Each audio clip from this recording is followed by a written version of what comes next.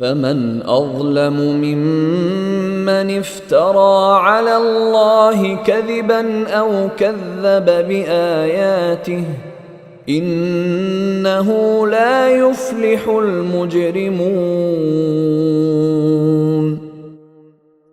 پھر اس شخص سے بڑا ظالم کون ہوگا جو اللہ پر جھوٹ بہتان باندھے یا اس کی آیتوں کو جھٹلائے؟ یقین رکھو کہ مجرم لوگ فلاح نہیں پاتے۔ وَيَعْبُدُونَ مِن دُونِ اللَّهِ مَا لَا يَضُرُّهُمْ وَلَا يَنفَعُهُمْ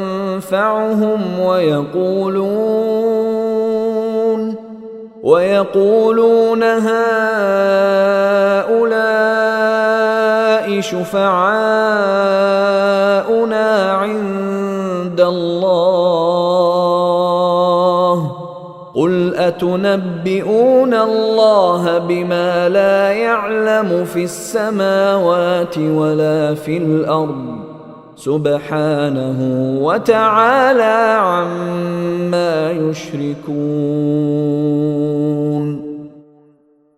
اور یہ لوگ اللہ کو چھوڑ کر ان من گھڑت خداؤں کی عبادت کرتے ہیں جو نہ ان کو کوئی نقصان پہنچا سکتے ہیں نہ ان کو کوئی فائدہ دے سکتے ہیں، اور کہتے ہیں کہ یہ اللہ کے پاس ہماری سفارش کرنے والے ہیں۔ اے پیغمبر، ان سے کہو کہ کیا تم اللہ کو اس چیز کی خبر دے رہے ہو جس کا کوئی وجود اللہ کے علم میں نہیں ہے، نہ آسمانوں میں نہ زمین میں؟